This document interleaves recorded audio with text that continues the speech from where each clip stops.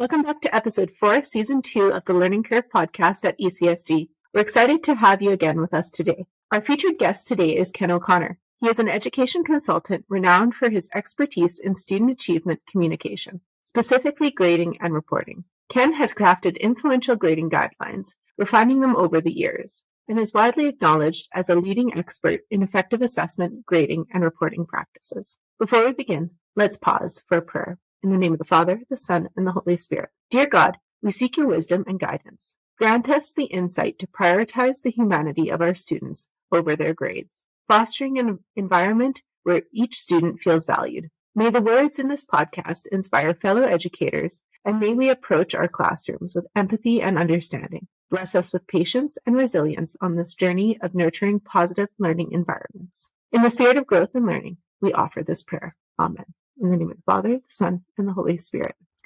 We also acknowledge that we are recording on the traditional land of Treaty 6, the ancestral territory of the Indigenous peoples. We honor the Métis Nation of Alberta, Region 4, and the contributions of Indigenous communities who have cared for this land for generations. With gratitude, we recognize their wisdom and resilience. In unity, we call upon all our communities to engage with the diverse peoples who call this land home. Let us foster an environment where positivity flourishes, where the richness of Indigenous cultures is celebrated, and where reconciliation is achieved through respect, empathy, and collaboration. May our journey be guided by humility, compassion, and a shared commitment to truth and understanding. The agenda for today's episode will begin with Jennifer's Learning Lab, where she will unravel the world of neuroscience, today exploring the power of metacognition. Next, Ken O'Connor will share his insights on assessment practices within an outcomes-based framework. He will speak with us about moderation of standards as we collaborate with colleagues to better understand levels of proficiency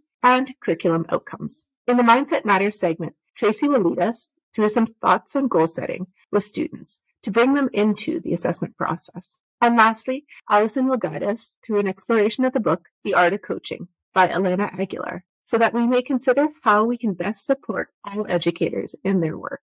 That's the agenda for today. Let's jump right in.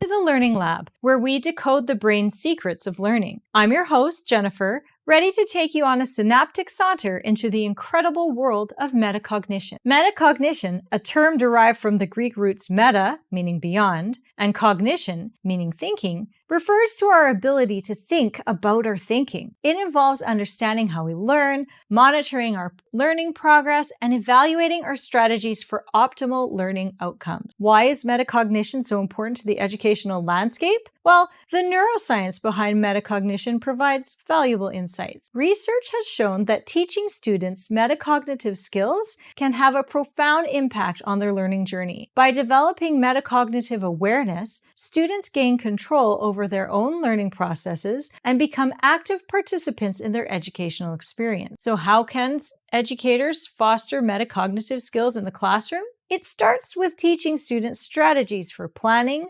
monitoring, and self-assessing their learning. Planning involves setting goals, breaking them down into manageable tasks, and selecting appropriate strategies to achieve these goals. When students learn to plan, they activate their prefrontal cortex, the brain region responsible for executive functioning like goal setting and decision making. Once the plan is in place, students need to monitor their progress. This involves reflecting on their learning process, identifying obstacles or areas of confusion, and adjusting their strategies accordingly. Monitoring engages the prefrontal cortex and the anterior cingulate cortex, which plays crucial roles in attention, error detection, and self-regulation. Lastly, self-assessment allows students to evaluate their learning outcomes and the effectiveness of their strategies. By encouraging students to reflect on what worked well and what needs improvement, educators stimulate the activation of the prefrontal cortex, the hippocampus, and other memory-related regions, enhancing memory consolidation and retrieval. By incorporating metacognitive processes in the classroom, teachers empower students to become independent, self-regulated learners. Metacognition helps students become aware of their strengths and weaknesses, recognize their own learning preferences, and adapt their approaches accordingly. The neuroscience behind metacognition demonstrates that by teaching students how to plan, monitor, and evaluate their learning, we promote the development of critical thinking skills, self-regulation, and lifelong learning habits. So, educators, let's seize the opportunity to cultivate metacognitive skills in our students. By providing explicit instruction on metacognition, modeling the process, and offering opportunities for reflection and self-assessment, we can equip our students with the tools they need to become active, engaged learners. With that, dear listeners, let me leave you with one final point to ponder until our next episode. How might you incorporate teaching metacognition into your classroom? Let us know in the comments.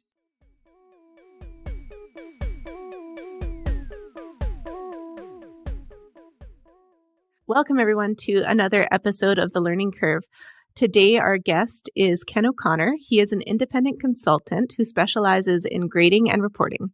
He's been a staff development presenter and facilitator in 47 U.S. states, 9 provinces, and 1 territory in Canada, and also in 25 countries outside of North America. Welcome, Ken. Thank you. It's a pleasure to be here, Julia. So to kick off the episode, could you tell us a bit about yourself and what brought you to education? Yes. I'm not exactly sure why, but from about the age of 13, I knew that I wanted to be a teacher. It was just, in a sense, part of me from all my way basically through high school. Most of my friends, or many of them, had no idea what they wanted to do when they finished high school, although that gradually changed over the years. But pretty much from the beginning of high school, I knew that I wanted to be a teacher. And when I say the beginning of high school, that was in Melbourne, Australia, where I grew up. And in Australia, high school is grade 7 to grade 12. So that's why I say age 13. And really the only issue then became, what did I want to teach?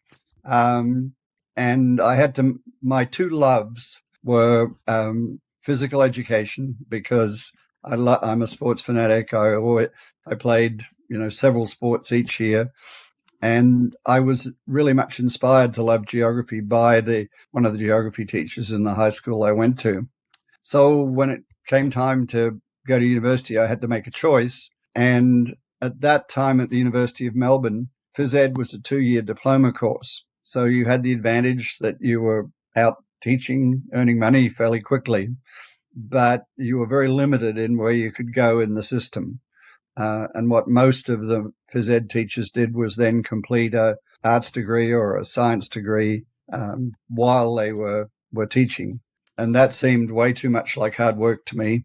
So I opted for geography and did a geography degree. And basically, for almost all of my 23 years in the classroom, that was the subject I taught pretty exclusively. I did teach a little bit of history. I did teach phys ed, one section of phys ed 1 year. But basically, I was a high school geography teacher. And I taught in Melbourne, Australia for nearly 3 years. And I had always known that I wanted to travel and spend some time overseas. And in the late 60s, there was a significant shortage of teachers in North America. So school districts were advertising, come and teach in Canada, come and teach in the US. And the Toronto School Board sent 2 senior administrators to interview people in Sydney, Melbourne, and Auckland. So I went in for an interview and they offered me a job. So in 1969, I moved to Toronto, ended up teaching in the city of Toronto schools for 5 years. And then went back to Australia, taught for a year, actually at the high school that I went to. And then my wife and I decided that, and she's Canadian, that we really wanted to live the rest of our life in Canada. So I came back and taught it in Scarborough, the eastern third of Toronto, in the classroom for a number of years, and then became the coordinator for geography and assessment and evaluation. And I served in that role for nearly 10 years. And then I retired from the school district in June of 99. And since then, basically a bit over 24 years, I've been working as an independent consultant. So that was a rather long story, but I hope it gives you a sense of my journey to becoming a teacher and becoming Canadian. Yeah. It sounds like you've had quite an expansive career, and all of those experiences have brought you to where you are today, and the knowledge, the depth of knowledge that you're going to share with us today is such a gift for our school division. So thank you. Thank you. So I'm always interested in these consultant roles that people hold outside of a school division. Can you tell us a bit about what a week in your life as a consultant looks like? Yes. A week in the life looks like, depending on whether I'm quote unquote working, presenting, but it's basically a fair bit of time spent preparing for whatever work. And of course, in the last few years, most of that has been online. It's now starting to be more in person. So preparing for presentations, if it's in person, traveling, presenting. And then I would say the other thing that I try to do is reading, because there's always new ideas. It's very important to stay on top of that. And so, as an example, last week I had the good fortune to travel to India.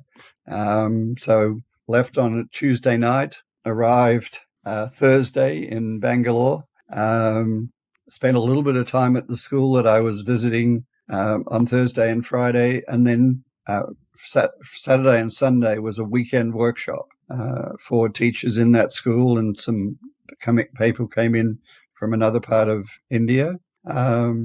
Worked again in the school on Monday, and then flew home. And so, and now I'm preparing for working next Monday in Michigan.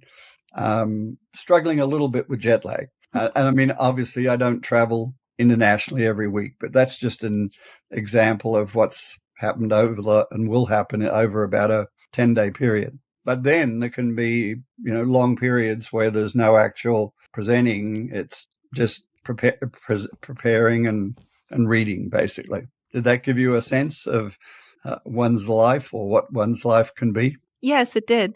Thanks for sharing.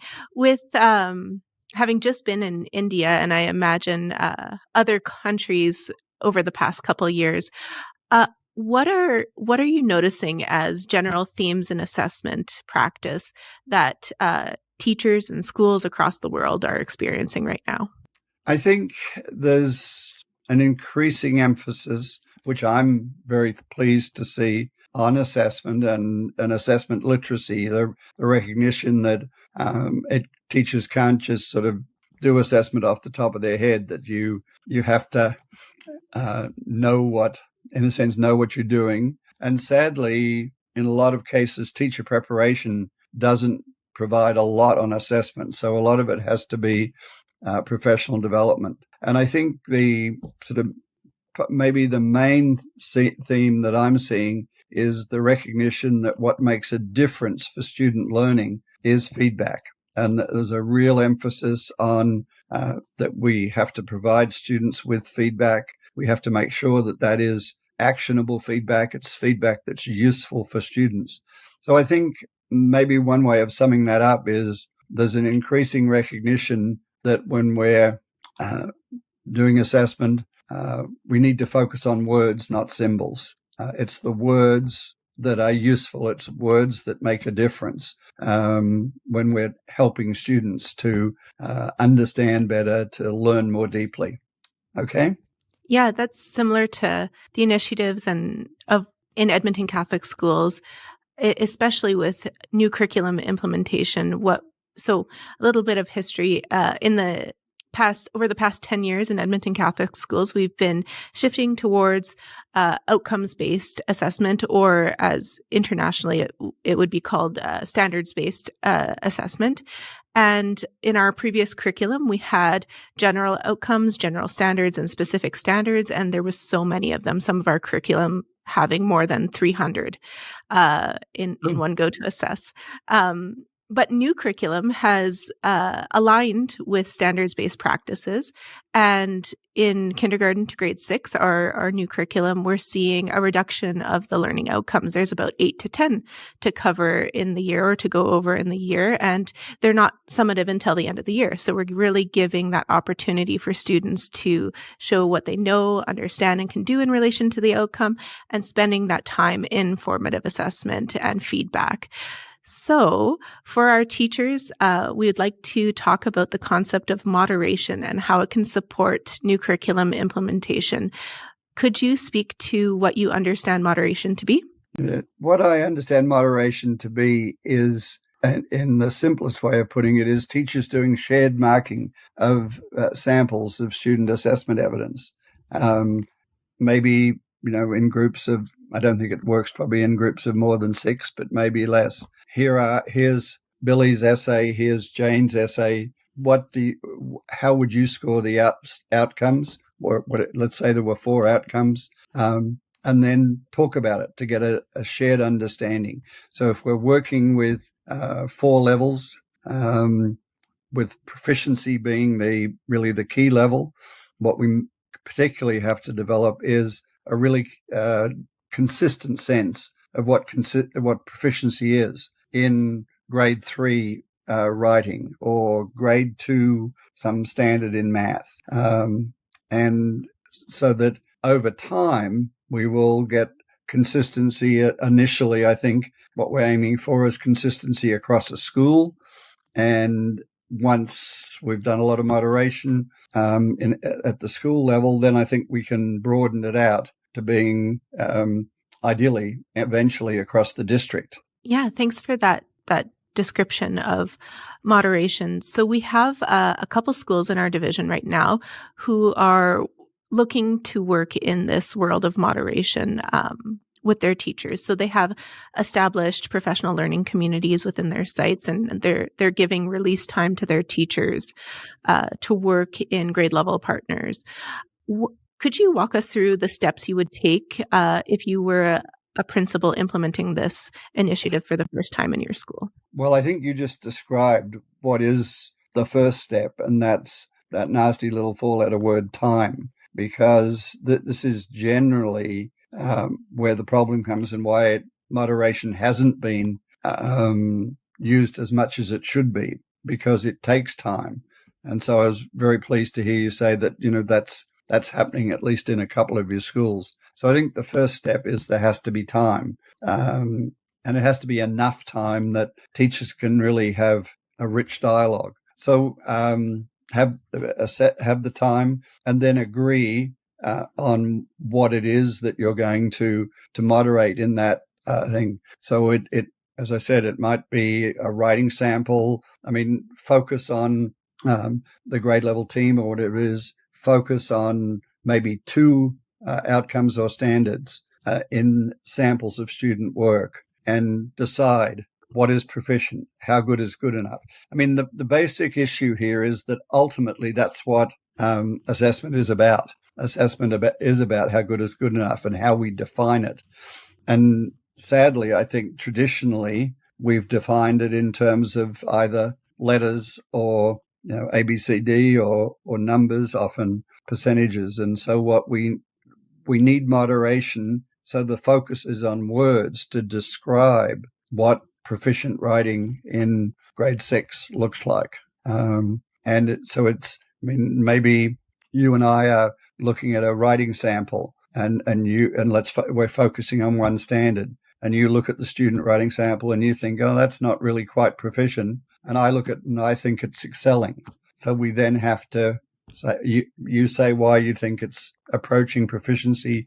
I say why I think it's excelling. And then we have that dialogue, and hopefully maybe we come to the conclusion that it's proficient, that I was seeing it as better than it really was, and you were seeing it as not as good. And so we have that dialogue to get to that shared understanding. And then I think what needs to follow from it is that we also, over time, because it doesn't happen overnight, we also develop exemplars from that moderation process. We can have exemplars of all of the if you've only got 8 to 10 standards, for over time for all the standards in a subject, but that's going to take time. Mm-hmm. Let's dive in a bit deeper to step 2. So the second step of deciding what piece of work are we going to moderate. If this is the first time that teachers are interacting in such a capacity to decide what is proficiency and how do we define it in relation to this piece of student work, what are some guiding questions you would ask teachers to engage in that process? I think the first question would be, what do we understand by the way that the province has defined the levels of proficiency? Let's discuss what is meant by excelling, what's meant by proficient, and so on. So have that very generic overall discussion. And I think that then sets the table, if I can use that expression, for then, okay, we've got a broad general sense of the words, but we've sort of developed a deeper understanding of that. Now we apply it to whatever pieces of assessment evidence we've chosen for the moderation. I mean, basically, the performance standards we use have to have sort of 2 parts to it. There's the overall, which is the proficiency scale is provided by the province, and then what does that mean in the specific assessment tasks, the specific assessment products, so that we have to have that overall so that there's something for everybody to work from. I mean, if we don't have that, and I've seen this happen, teachers develop rubrics on their own. And when you look at the rubric that the grade 3 teachers developed, excellence is maybe here. And then we look at the rubrics that the grade 5 teachers developed, and excellence is somewhere like near the ceiling. So, and I think that probably also, which I haven't said before, it should be part of the moderation, part of the assessment process, that we have the 4 levels in the proficiency scale, and for specific assessment tasks, prompts, we should develop rubrics, and then we can use those rubrics as the basis for our moderation, but it has to come from that deep understanding of what do we mean by the overall proficiency scale. Mm-hmm. So on our end, as the assessment and reporting team for Edmonton Catholic Schools, alongside our assessment steering committee for the division, we have compiled those 4 levels in the proficiency scale with descriptors that have been workshopped by administrators, teachers, and by the assessment team here at Edmonton Catholic Schools. So that would be on our end, for any of our teachers listening or administrators listening, definitely use our levels of achievement rubric that provides those baseline descriptions to help your discussion as you work through student work. Absolutely. And, as I said, have that real sense of in a general way, what those levels are. I have a feeling that this came out of Edmonton Catholic many years ago, and that is just 1 or 2 words that capture the 4 levels. And that's wow for excelling, got it for proficient, almost there for approaching, and not yet. And I have sort of used that as these are not the things we'd put in official documents, but they sort of capture what the 4 levels are. And as I said, I have a feeling that came out of originally I heard it first, I think, in Edmonton Catholic, probably 25 years ago. Oh, wow.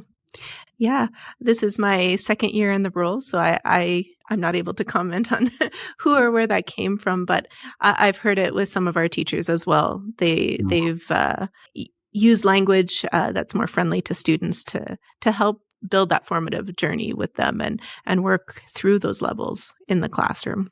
Yeah, I think, and there may be people who, and I have no idea where she is, but there may be people who in Edmonton Catholic, but the person my contact person was Brenda Willis. I don't know if that's a name you know.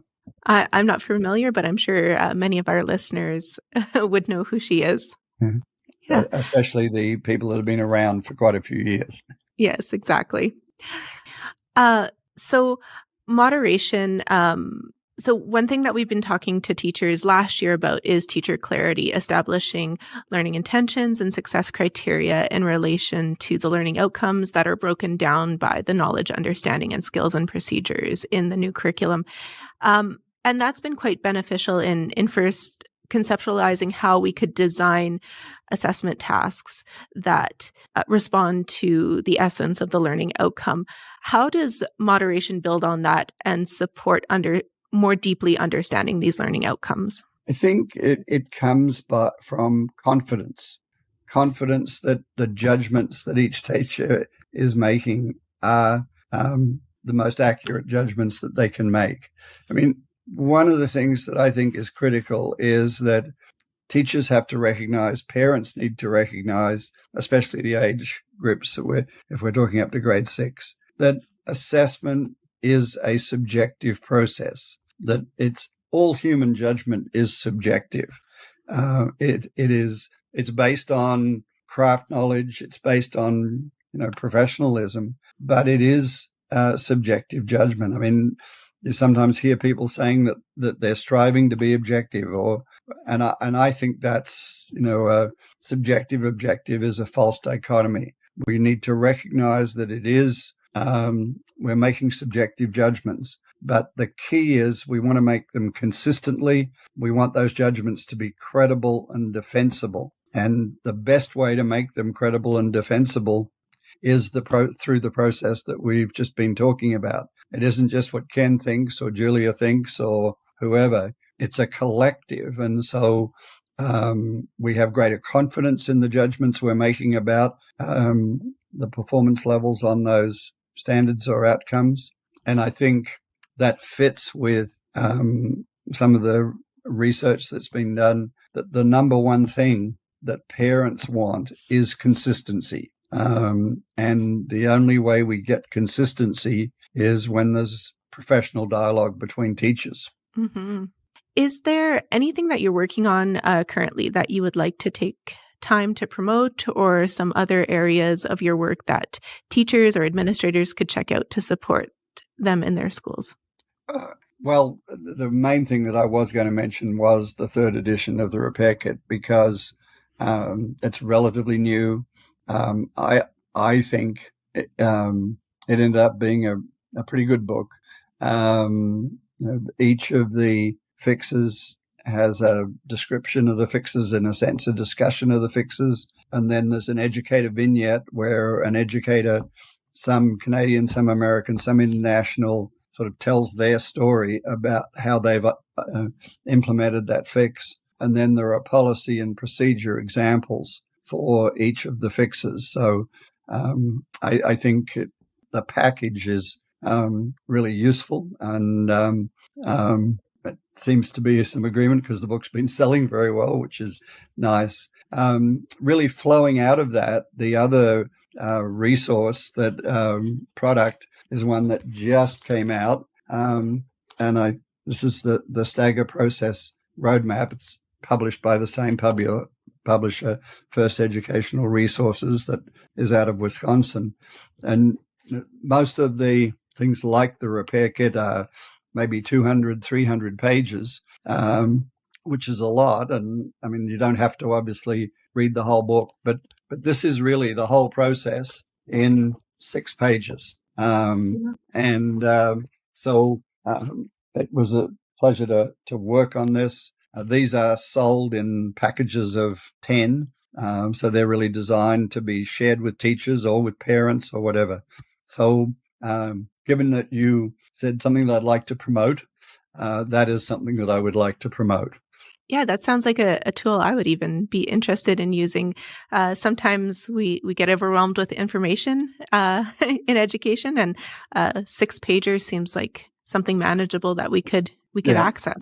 The only problem is that it has to be accessed from First Educational Resources in Wisconsin. It's not currently being distributed from anywhere in Canada. Okay. Well, I'll dig into how we can access that, and I'll put the link down in the description for the episode as well, if any of our administrators would like access to that resource. Great. Perfect. So A question I ask all of my guests before they leave the episode or leave us for today is quite a large question, so you can take it in whatever direction your heart desires. The question is, what is a dream that you have for education? The dream I have is that we completely eliminate the use of percentages. I think that they are responsible for a lot of focus on symbols rather than words. They turn, especially at the high school level, school into a competition for whether you have 96.2 or 96.3. That if we could not use percentages, if we recognize that they are not as precise as we often think they are, we can't tell the difference between 89 and 90%, which sometimes is a critical cut point. We can't tell the difference between 49 and 50%, which is often in Canada, the critical cut point for pass fail. And so they really don't serve any much useful value, except they make it easier for the universities for post-secondary admission. And I don't think, well, my dream is that, K-12, especially high schools, wouldn't be driven by post-secondary admission. We should be doing in K-12 what's developmentally appropriate, what's assessment appropriate, what's evaluation appropriate for within K-12. But unfortunately, especially at the high school level, we're driven by university admission, and our provincial ministries of education say, okay, our policy is we have percentages, and I just wish we could get rid of them. That's quite a big dream, but a noble one. And I would agree with you that we should be doing what is developmentally appropriate for our students in the K-12 system. I'd like to mention one other dream, and it was actually highlighted this week because there was an article that supported it in the New York Times, and that is that we recognize that no assessment should have a hard time limit unless speed is a condition of quality. That we far too often, probably starting in the middle of elementary right through middle and high school, we say this is a 60-minute test. And when 60 minutes comes up, boom, it's over, regardless of whether students have completed it. And then we say to have extended time, you have to have some, how would I best put it, disability, so that extended time is seen as an accommodation. And I think what we need to recognize is students are different. If speed isn't a condition of quality, and I'm thinking now, mostly of formal assessments, the time allowed should be flexible. I mean, teachers can decide what they think is sort of the time that most students will need. But then there needs to be flexibility around that. And the rule of thumb that has been sometimes suggested that seems to me to make sense is, okay, my judgment is that this is what students, and I'm thinking now particularly, I guess when I say 60 minutes of high school, that's the base amount. But there will be at least 20 minutes then available as flex time, recognizing those individual differences. And I don't have it off the top of my head, but I will send you what was an incredibly powerful article about this, so that you may want to attach it, okay? Yes, I'll for sure attach it. And that's a dream I'm quite hopeful on for Alberta. We already see our government moving in that direction where we have standardized tests in grade 6, grade 9, and grade 12, but the time has been doubled for everybody. So you no longer need to have, as you said, a disability or a diagnosed disability in learning to be able to access extra time. It's provided already to all students. And for Edmonton Catholic schools in particular, this year we have, as a theme from our Learning Services Department, universal design for learning. So in which ways can we design our lessons so that it's equitable and accessible to all of our learners?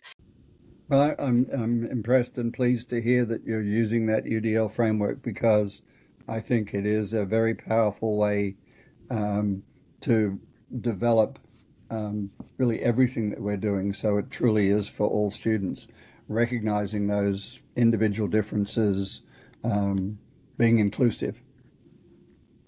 Exactly. Well, thank you so much for being on the episode today.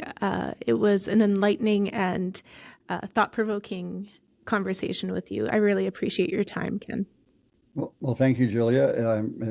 I enjoyed it. You had a lot of interesting, thought-provoking questions, so thank you.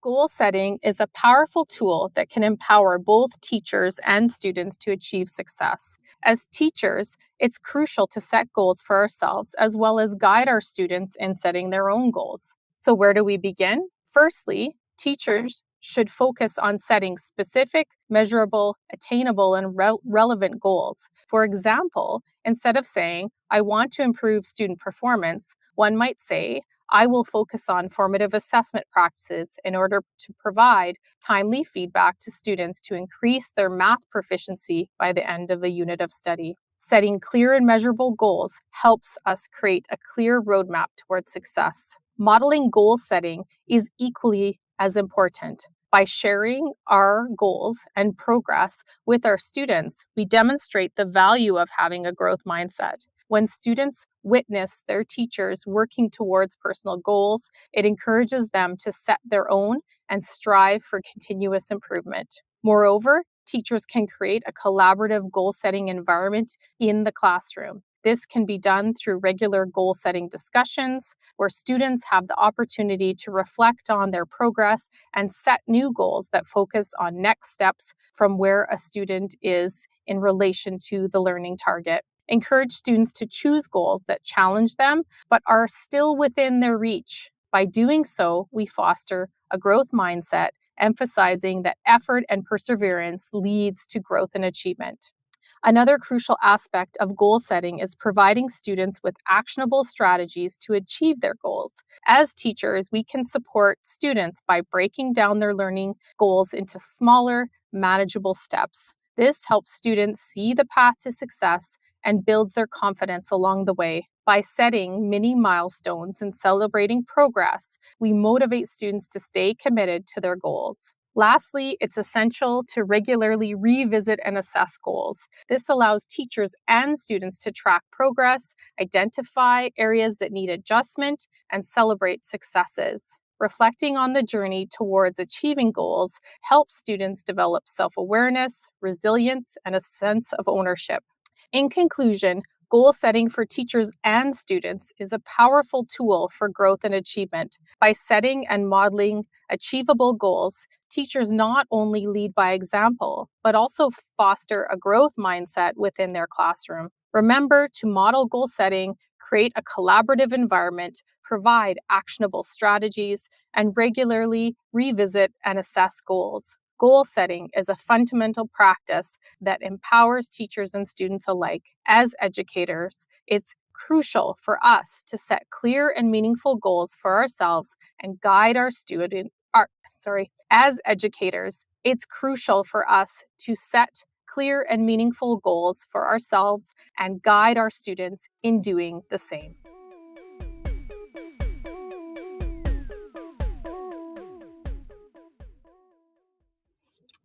Elena Aguilar's The Art of Coaching, Effective Strategies for School Transformation is an invaluable resource for teachers, instructional coaches, and educational leaders who seek to foster transformational change within their schools. This comprehensive guide offers a range of practical tools, strategies, and insights that are grounded in Aguilar's years of experience in the field of education. Aguilar begins her book by delving into the concept of coaching and the role it plays in educational reform. She makes a compelling argument for coaching as a powerful tool for school transformation, asserting that it can foster a culture of continuous learning and growth among educators. At the core of the book is Aguilar's belief in the power of relationship building as a cornerstone of effective coaching. She emphasizes the importance of empathy, trust, and communication, presenting practical strategies for building and maintaining strong coaching relationships. The art of coaching also offers practicality. Aguilar provides a wealth of tools and strategies that coaches and teachers can use immediately, including coaching conversation models, data collection methods, and reflective questions. These resources are designed to help coaches facilitate professional growth and cultivate a culture of ongoing reflection and improvement. Beyond offering instructional strategies, Aguilar also delves into the emotional aspects of coaching, addressing the inevitable challenges and resistance that can arise during the process of transformation. Her strategies for overcoming these obstacles are rooted in respect and empathy, reinforcing the book's core philosophy of relationship building. The Art of Coaching, Effective Strategies for School Transformation is a must-read for anyone invested in school transformation. Aguilar's approach to coaching, relationship-driven, practical, holistic, and equity-focused, offers a powerful model for driving meaningful change in schools. Teachers, coaches, and educational leaders will undoubtedly find her insights and strategies instrumental in their professional journeys.